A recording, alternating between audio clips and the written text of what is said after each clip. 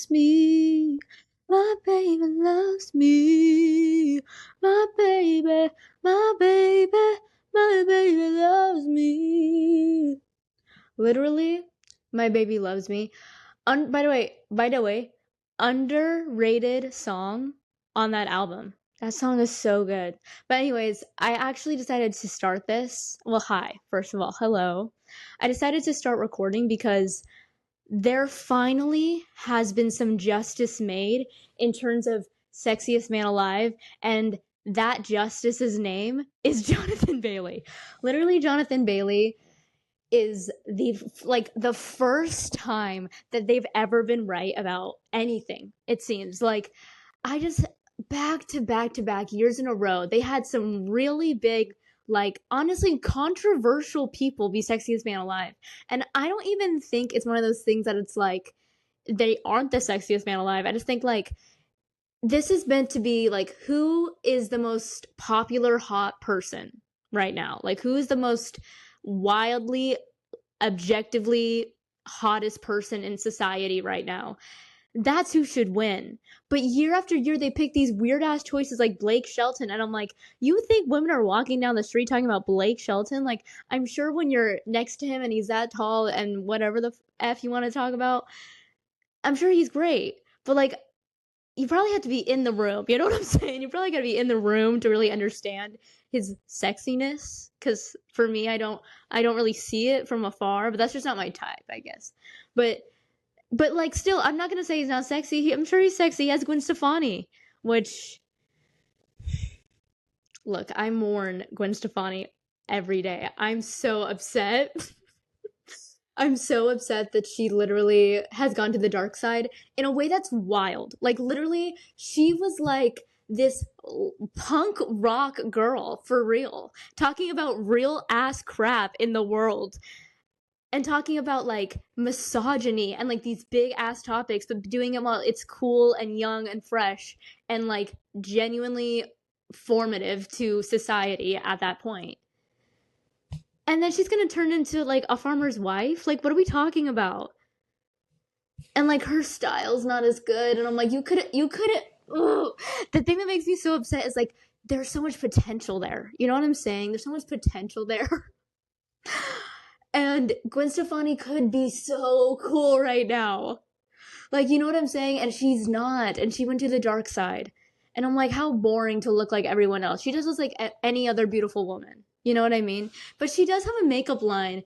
And I'm like, she leaned into the aesthetic of like the late No Doubt era, which my favorite No Doubt era was like the early stuff, right? It was like the 90s stuff where she's like wearing a lip liner and a lipstick and like a tank top and spiky hair. That's the type of Stefani I like. But for the makeup line, she like leaned into the late part of her career, like the later part of her career before she like went to the dark side. And you know, it's okay. You know, the makeup brand is okay. But actually, there's a makeup brand I really need to talk about, and I'm being so serious.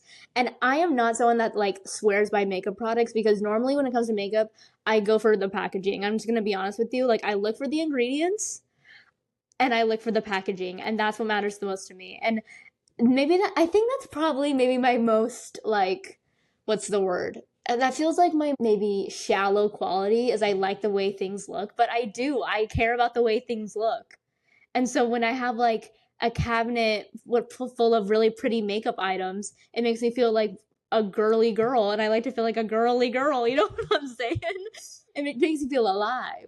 So I like having pretty makeup products. And then on top of that, I like vegan makeup. I'm going to be honest with you, because if I get something that's not vegan, I know this once again sounds so pretentious, but there are like CVS vegan brands that I literally love as well. So I'm not like, it doesn't mean like more expensive is better, but I just like, I want clean products that aren't going to break me out.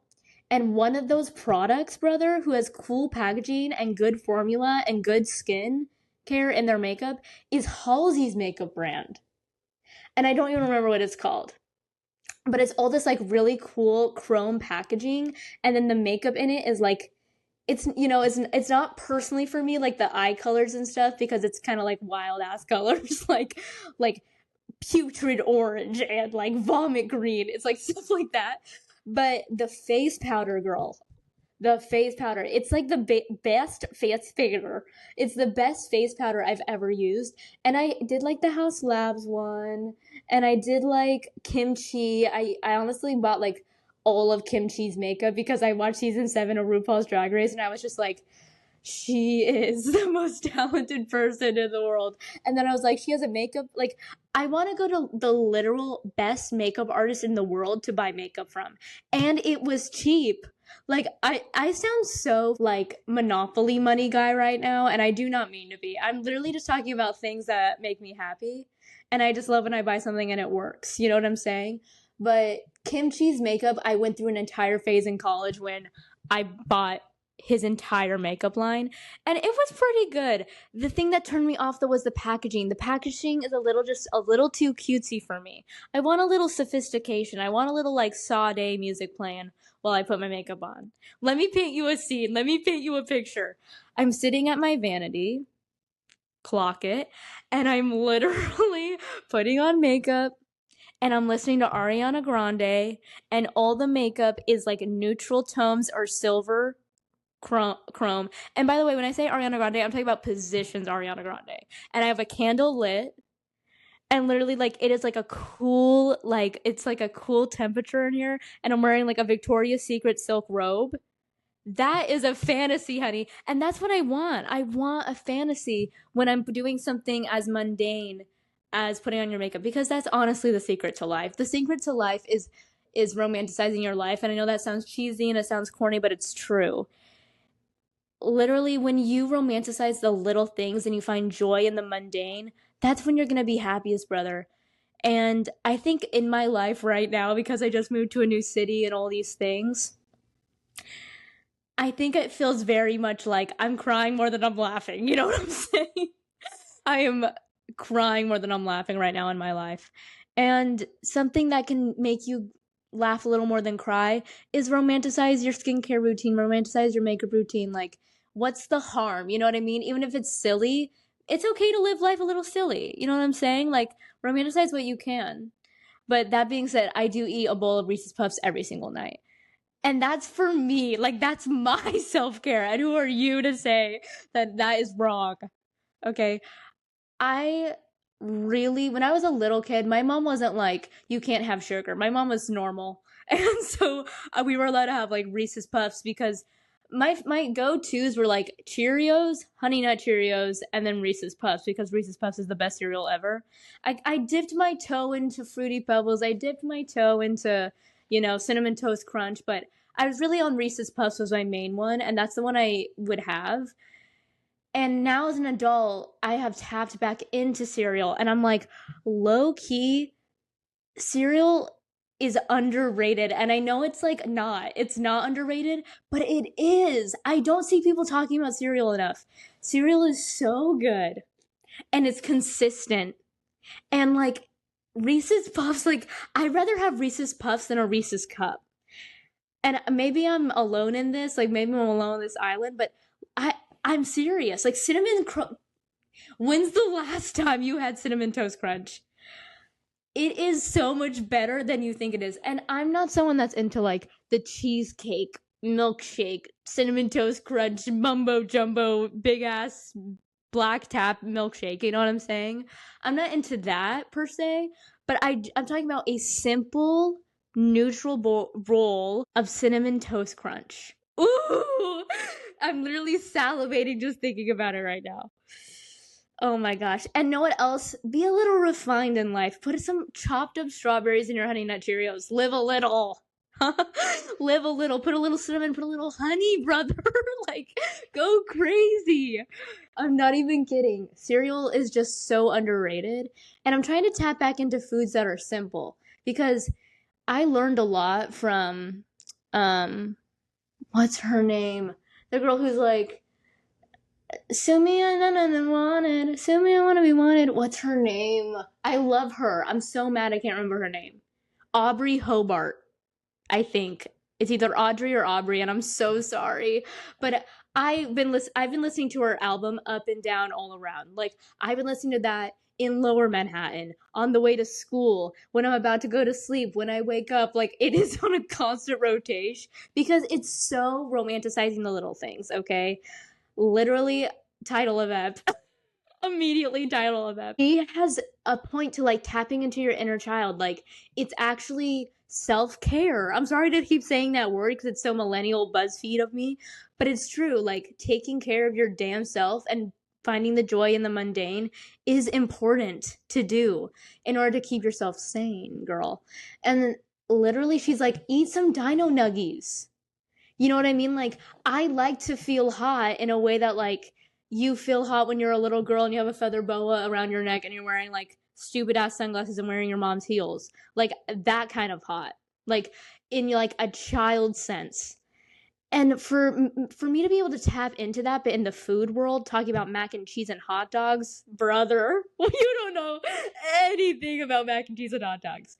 We're talking mac and cheese and hot dogs. We're talking dino nuggets and ketchup. Bring back ketchup. Bring back ketchup. People hate on ketchup. And hey, I respect former President Barack Obama more than anyone else in the world. But, and I know has said some very derogatory things about ketchup. And that's probably one of my biggest issues with him is his ketchup stance, because ketchup is just a simple flavor. What's wrong with simplicity? Okay, I understand you like your mustard, you like your spicy, you like your sweet, you like your honey. I get it. It's like a very pretentious condiment to like because you put it on like a charcuterie board and you can make it really expensive. But ketchup is the common man's condiment. It is cheap. It is simple. Everyone buys the same brand. It's like a whole, like you are going to please almost anybody when you have a simple tomato condiment there.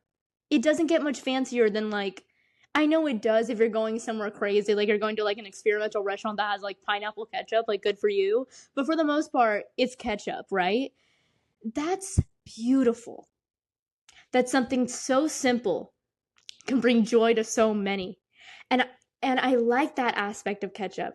So there's nothing wrong with ketchup. But let me go back to my meals. I'm talking a cheese quesadilla. I'm talking grilled cheese tomato soup. I'm talking peanut butter pretzels. I'm talking ants on a log. Because I come from a mother who loved me. And you know what mothers who love their kids do?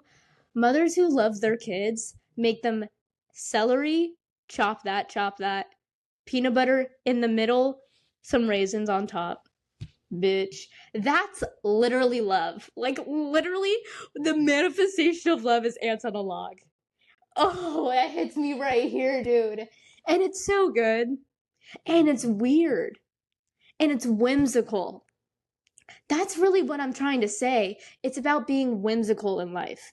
And it feels silly, but hey, something you need to know about me is that Coraline to me is like the Holy Bible. Coraline is a Gemini, I don't care. Coraline is a Gemini little girl. And I was a Gemini little girl. Sorry, I hate to literally say that I'm a Gemini online, but I am a Gemini. And I'm actually going to rep Geminis a little bit, and then I'll go back to the ants on the log thing. Y'all hate on Geminis. Let me tell you who's a Gemini. Okay, and then let me tell you who's a Gemini as an example, and then I'm going to have a lot of like counter things about this, because Angelina Jolie is a Gemini. Natalie Portman is a Gemini. Marilyn Monroe is a Gemini. What do all those three women have in common? By the way, they have a couple things in common. They're complex women, controversial women, and on top of that, they have a level of femininity that I don't think any other sign has in that way. There's just like a dark mistress sexiness, and Natalie Portman does it in like a gentle way, and Angelina Jolie does it in like a dark and sexy way. And then Marilyn Monroe was like obviously the first like sex idol in Hollywood, right? And so it's literally like they have a level of sexiness and femininity that is essential to the planet. They are revolutionary figures. I'm not even kidding, dog.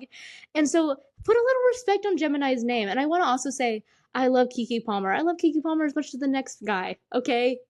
I love her. I hope she becomes a late night talk show host someday, and I'm not even kidding. I want her to be the first woman on late night. I'm not kidding. Kiki Palmer says she doesn't like Geminis and like literally revolted at the name Gemini. And I'm like, hey, I understand you because I'm not a big fan of Gemini men. You know what I'm saying? Like, when you look up celebrities who are Gemini men, it is bad. It is really bad. You know, like, it is pretty much the worst. But that's all men. You know what I'm saying? Like, every male sign for, I'm gonna say, like, okay, we got a Taurus man in there, sure. We got a Sag man in there, sure. Like, okay, we got a couple in there. But for the most part, like, a Pisces man, manipulative. A Scorpio man, run. Like, like most of the sites, a Cancer man, I'd rather jump off a building, and I'm not even kidding. If I'm annoying, but I'm being true to myself. When I meet someone, I ask you what is your sign because it matters to me, and I don't care. You can make fun of me all you want, but it matters to me, and that's who I am as a person. And so I ask them what their sign is, and if they say Cancer, I'm not even kidding. I don't talk to them anymore because I only went on 3 dates with a Cancer man, and it was literally the worst experience of my life. And I'm not overreacting when I say that. I'm not being obnoxious. I'm being actually way too demure when I say that. If I told you the things that this Cancer man did to me, and we only went on 3 dates. Oh my gosh. So I get that. But then on the other hand, when it comes to Cancers, we have Lana Del Rey, we have Ariana Grande, you know, we have like all these great women too. So I'm like, I think the real problem with people hating on signs is the male aspect. There's very few, I think almost every single sign that's a woman, I like everyone in there. You know what I mean? So that's my thing is you can hate Geminis, but I think it's more Gemini men are the problem. I think Gemini women, yes, they're controversial figures, but they're also people that like define generations. Like, what do you want? Like Marilyn Monroe, are you kidding? Like, she's a Gemini woman for a damn reason, baby. That's what Geminis do, is Marilyn Monroe. You know what I'm saying? Back to ants on a log. I'm talking ants on a log. I'm talking milk and cookies. Literally tonight, I got a chocolate chip cookie because I love myself, and I had a glass of milk, and you guys can hate on me. You guys can hate on my glass of milk, but you know what? I'm happy. I'm happy. And there's nothing you can do about my happiness. I'm gonna have a glass of milk, and you guys can be like, ew, that's gross. So I don't even know what you would say, but you would say it to me. Milk and cookies is delicious, and it's a combo that is iconic for a reason. I love warm chocolate chip cookies and a glass of cold milk, dude. Santa Claus, like, literally eats that billions. He eats that meal billions of times every night on Christmas. Do you think he could do that with anything? Like, no, bitch. It's because it's that iconic. So I don't want to hear it about the glass of milk. I also, like, school lunches had milk. Like, we used to all drink it, so why are we even playing right now? Why are we even playing right now? But, yeah. Those food combos are just, like, just going and get chicken tenders at a restaurant. Like, Kraft mac and cheese. Getting a bowl of fruit. Like, as your side at a restaurant, getting a bowl of fruit. That's, like, one of the most nourishing things you can do to your soul. And cereal is in that category for me. It just feels like nostalgic. It feels important to me. It feels like it's a great choice. Like, I never regret eating a bowl of Reese's Puffs at night. That also reminds me, you know, remember that Biggest Loser documentary that came out? And I remember I must have been literally 5 or 6. I remember when Biggest Loser was on the air, and my family would do this really cool thing where we would eat junk food and watch The Biggest Loser. we would watch Eat Panda Express and watch The Biggest Loser, and we would be like watching these people suffer. It was crazy because they were suffering. And one of the things I would eat when I would watch that show was Reese's Puffs. And that feels special. You know what I'm saying? When I was a kid, I had such a good lineup. And because there was like, I was alive before Netflix was like what it is now. You know what I mean? Like when Netflix was more of a mailing DVD service. And my family had Netflix, like the DVD service. We didn't have the like online just have anything, because back then it was like divided. You could have like either one service or the other, or pay for both, but it was like a lot more if you paid for both. And then like also on the online service that you could just like access any movie at any time, it would be like a really limited amount. Like it was like Tubi. You know what I mean? It was like Tubi before it was Netflix. And so Netflix like combined them both and like revolutionized all of media, and it's actually insane when you really think about it. But Netflix, I remember like before that was a thing, I would watch The Office, and I remember when that would be on air, and I remember the finale. And I remember the part where like Steve Carell left by that point. Like when it was on air and I was a child, Steve Carell had left. It was just like the later seasons. But I remember that airing. I remember like literally pausing it before, because my sister wasn't back from like showering or whatever between the commercial break, and then waiting for her to come back and us all having like snacks and eating that while watching that show. And it was so lovely. So I remember that. I remember Survivor. My family is such a Survivor family. It's actually crazy. Literally, I think some of my first crushes ever in my life were people from Survivor. And I need to talk about something. I have 2 words for you. 3 syllables for you. Will Kirby. Dr. Will Kirby. My apologies. I didn't find out about Dr. Will Kirby until college. And because I was a Survivor family growing up, and I always looked at Big Brother as like the trashier cousin of Survivor. And I did not know that there were hot people on Big Brother, because if I had been tapped into Big Brother as a kid, I would have literally been a completely different person, because Will Kirby has changed my life forever. And I'm literally like, I don't care how old he is. I think he's maybe triple my age. I think he quite literally maybe triple my age, but I'm still twisting my hair just thinking about him. That man to me is the most like, he's like Megan Fox for women. No, that doesn't make sense, because Megan Fox is Megan Fox for women too. But you know what I'm saying? Like the way that like Megan Fox is just like the quintessential crush for everyone in the world is the way I feel about Will Kirby. But you haven't heard of Will Kirby yet, some of my generation, but I'm here to tell you about Will Kirby. Literally, Will Kirby is just like, he's a doctor, hot. He's hot. He is charming. He's smart. He's funny. He's the hottest man in the entire world. And literally there's nothing wrong with him, and that's the problem, is that there's nothing wrong with him. And I'm blowing so much smoke, but he like, the guy who won the first season of Survivor, he's kind of credited with like the reason that Survivor's popular at all. And that's basically what that guy did for Survivor, Will Kirby did for Big Brother. And I'm like 99% sure that Big Brother was before Survivor, or maybe they aired at the same time. But Big Brother, like the first season was like it was like okay, but season 2 is when it really kicked into gear, because it started the confessional in reality television.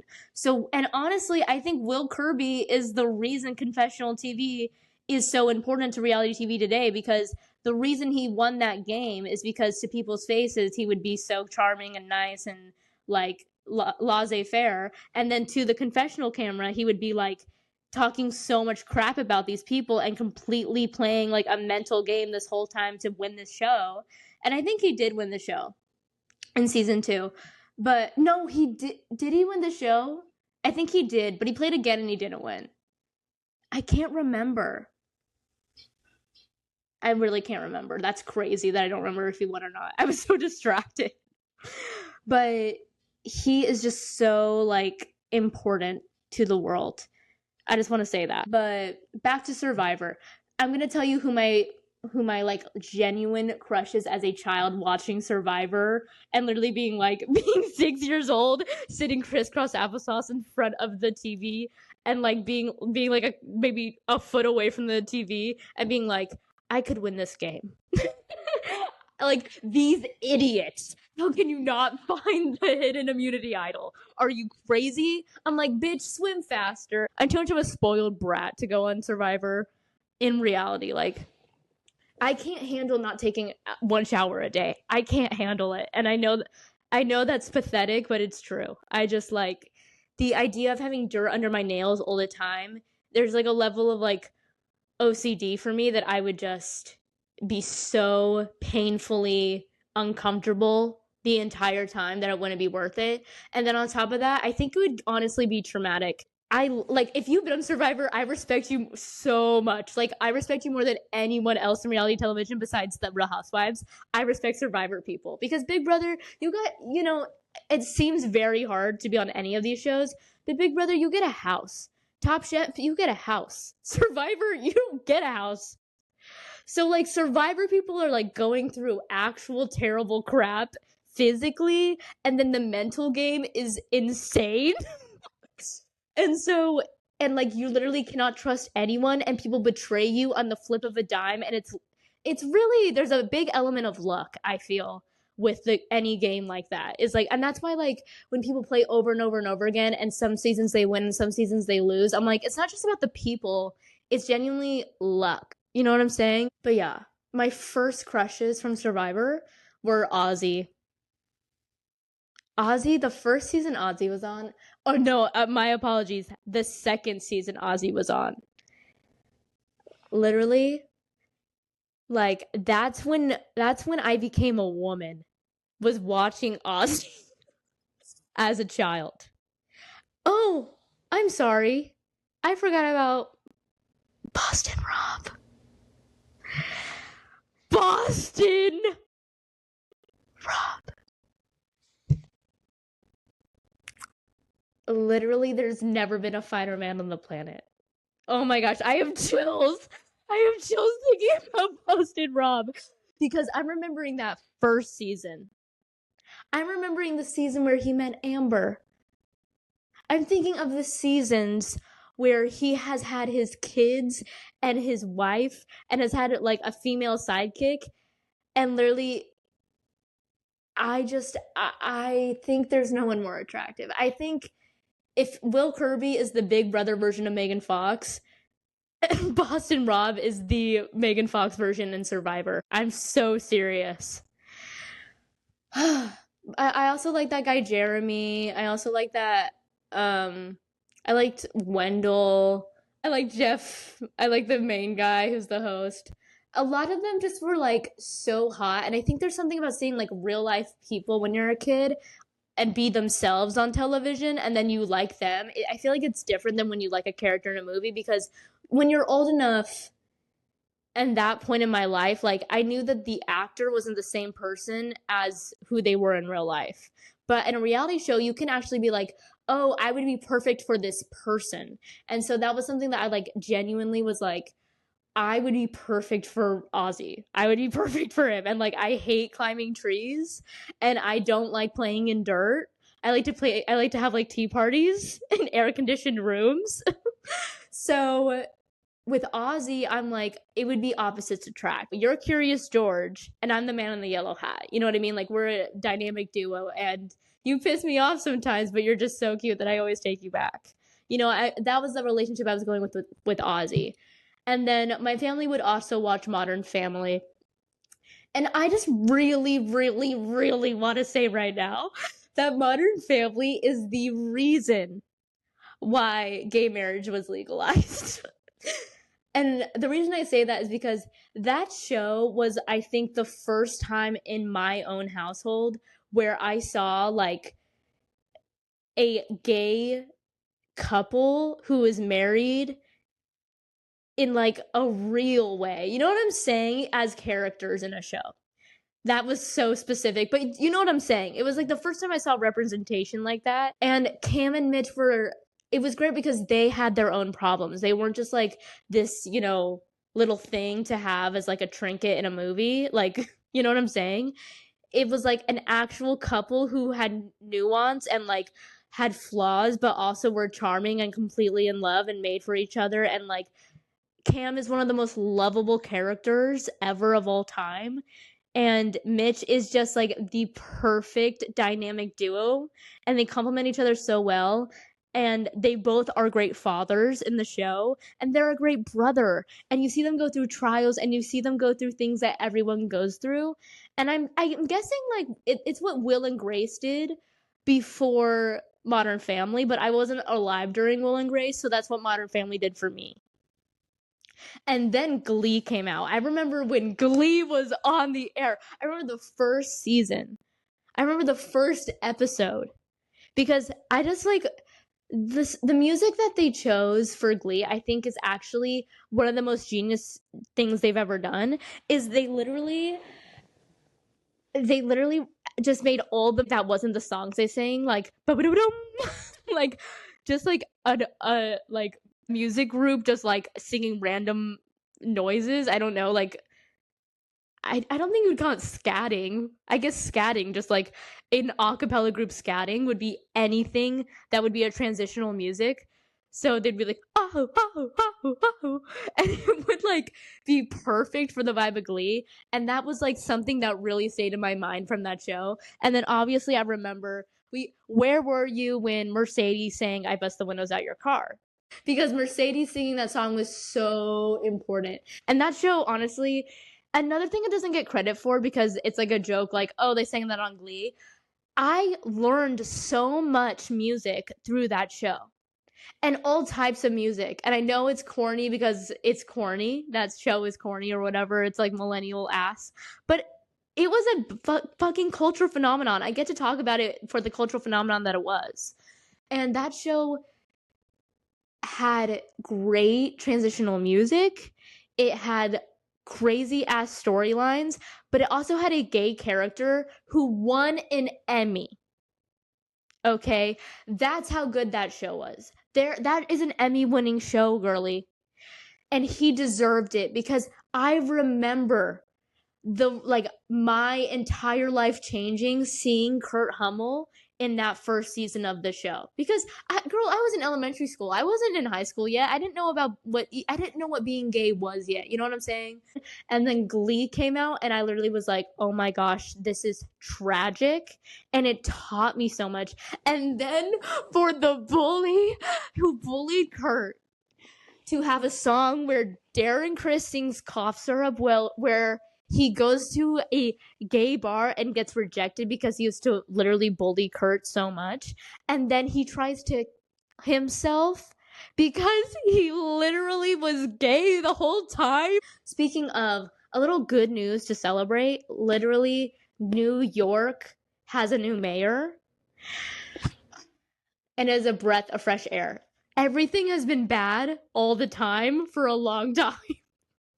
Everything that has been worst case scenario for so long, and then finally we have someone who is a sane human being doing something.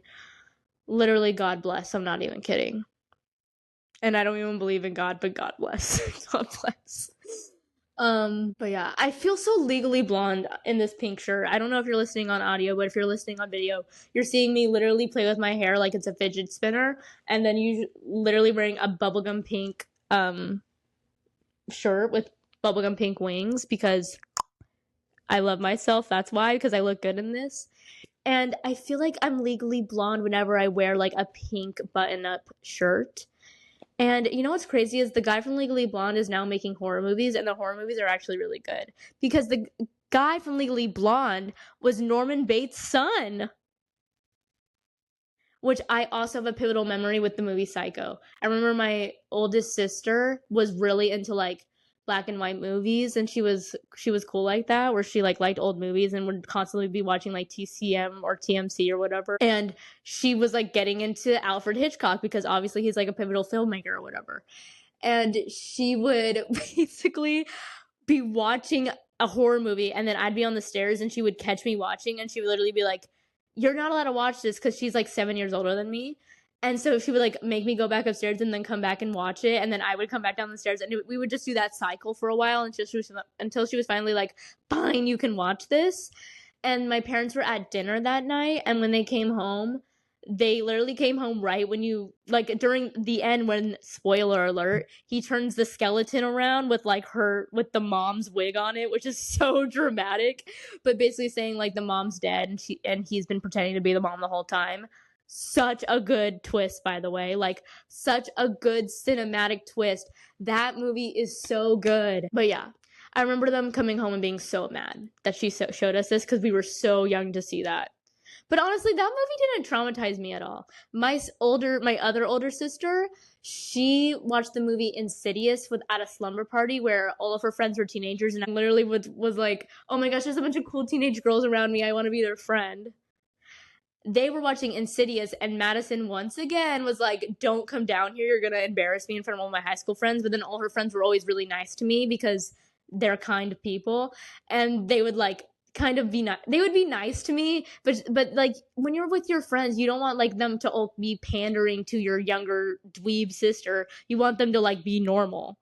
And so anyways, I ruined her like 16th birthday party because I was watching Insidious with her. And that movie traumatized me, girl. Oh my gosh, literally the ending of that movie. Once again, another great ending to a horror movie. That ending from the movie scared me.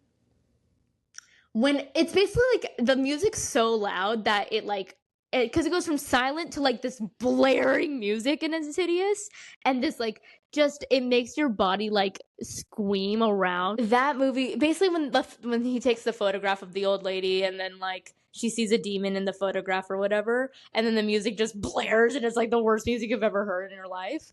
That movie scared me, and I literally would close my eyes and see things for like a good little while after that.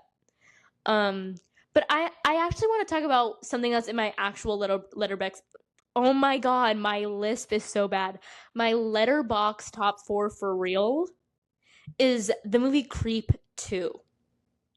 This movie, for me, if you like Creep 2, then you like me. You know what I'm saying? Like, you understand. If you like that movie like as much as I like that movie, you understand something about the world that I understand about the world, and you find it funny, and I find it funny, which means we have the same sense of humor. Creep 2 is so good, and Creep 1 is incredible as well. I don't think Creep 1 is bad. I think Creep 1 is great, but I think Creep 2 accomplishes something with the female-male dynamic that is just like, it's one of the most romantic movies I've ever seen.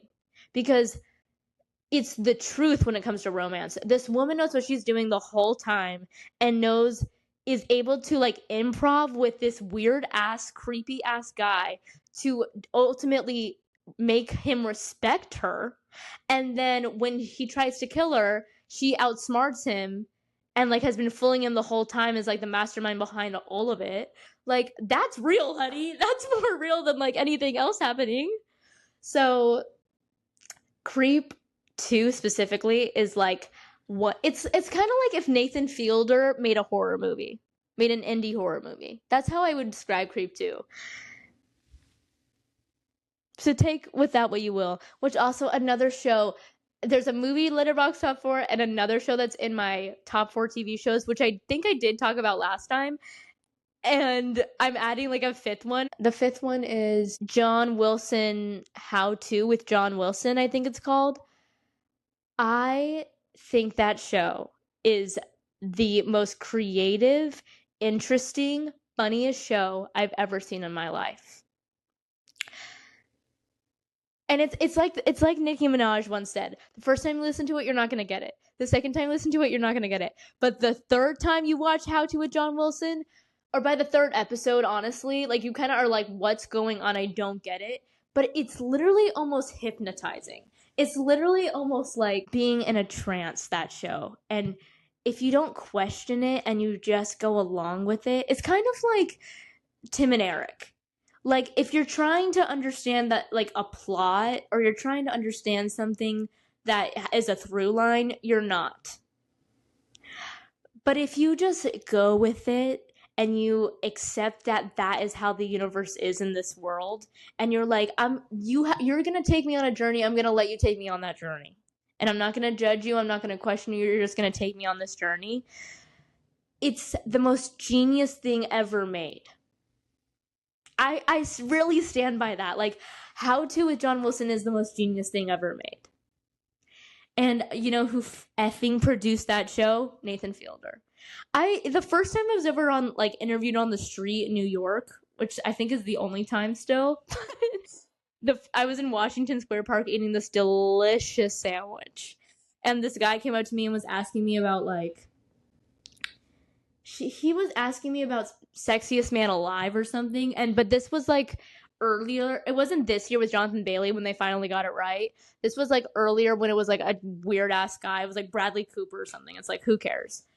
And he was like, is that the Sexiest Man Alive? And I literally, the reason they posted the clip, which like no one saw, is because I was like, no, Nathan Fielder is the Sexiest Man Alive, and I meant it with every fiber of my being. Like, I'm just really talking about all my crushes. I'm talking about Nathan Fielder. I'm talking about Survivor crushes. But I'm talking about people who, like, in the darkest depths of my dirty soul, are who my true mates are. You know what I'm saying? Like, that's the way I would describe it. And that's how I feel about my future partner in life, if I even want one, has to like Creep 2 and understand Creep 2 and respect Creep 2 for me. Like, you can say, like, okay, yeah, I want him to be tall, I want him to have good hair, I want him to have good teeth, good fingernails, and, you know, all those things. I want him to deeply respect Creep 2, because the foundation of the relationship is gone if we don't have Creep 2. And then obviously you have to understand Creep 1, because Creep 1 implies it's like, it like is a huge component. Creep 2. Don't watch Creep 2. Go watch Creep 1. It's like not even like a full length movie. It's like an hour. It's an hour and 13 movie. Watch Creep 1 and then watch Creep 2 and make it a night. And I think it came out with another show, but I haven't seen that. But I would love to see it, because that movie's in my Letterboxd top 4, and it's gonna stay there. The other movies in my Letterboxd top 4 are Sons of Provo. I know you've heard of it, right? Because I know every single word to that movie. Sons of Provo, Creep 2, Drop Dead Gorgeous. I guess these are really comedies, because I consider Creep 2 a comedy. Sons of Provo is a mockumentary, so it is a comedy, even though it's real. And I take it seriously. And I do listen to those songs on a regular basis. And on my Sing in the Shower playlist is literally Love Me But Don't Show Me and Beautiful Inside. No one knows anything that I'm saying right now. I'm making a reference that so few people will understand. But once again, these are movies that if you love and deeply respect these movies, then you will understand me. And that's what Letterboxd Top 4 should really be. I know people are up there being like, my favorite movie is this like weird ass movie that no one's heard of, that's like this French film from the 1940s. But in reality, it's like, what movies does someone need to watch to know who you are? What do they need to watch to know this is your sense of humor? What do they need to watch to know this is your taste? This is what, like, your cinematography, what your favorite cinematography is. This is the one that made the biggest impression on you. You know what I'm saying? That's what Letterboxd Top 4 should be. And so when people are like, my favorite movie is this weird French movie, I'm like, are you saying that because that's a movie that you really liked and was impressed by? Or are you saying this because in order for me to truly understand you as a person, I have to watch that movie? So when people are like Shrek and How to Train Your Dragon, I'm like, I know what you mean, because those movies tap into a level of your pure inner child that you need to watch those movies to understand you. I get what you mean. Let's go back. Top 4 is Creep 2. Sons of Provo, Drop Dead Gorgeous, and the fourth one, School of Rock.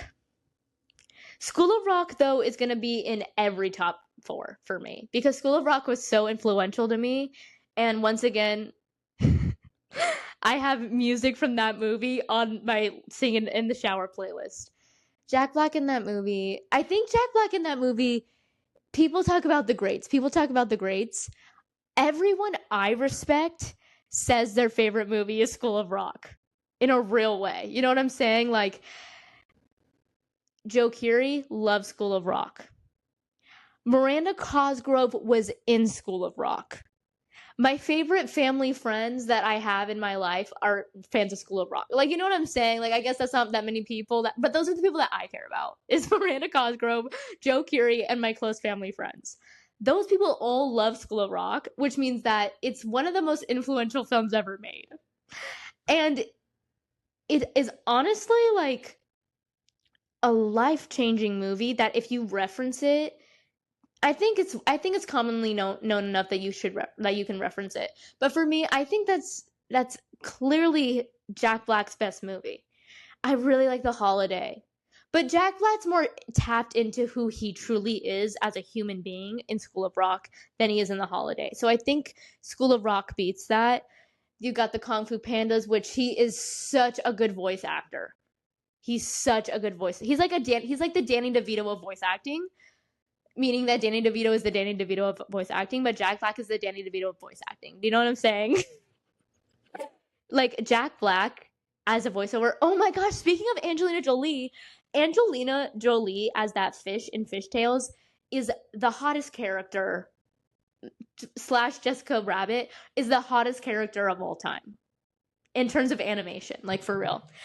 I don't make the rules. Like that's the thing. It's like you guys are listening to me right now. Like what? Like you're naming these weird ass references and preferences, but someone out there is going to hear me shouting from the rooftop these weird ass references and know what I'm talking about. This is maybe the most insane thing I could ever put out into the universe because this is an insane.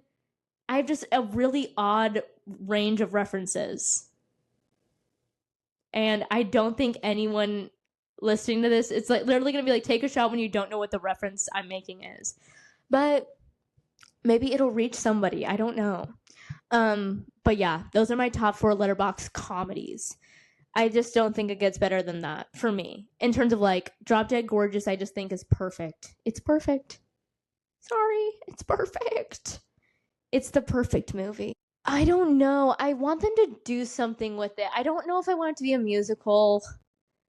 I'm actually going to go see Death Becomes Her, the musical, soon. I'm going to go see it like in 2 nights. I'm very excited because Megan Hilty is like still there. And so everyone in the main cast is still there.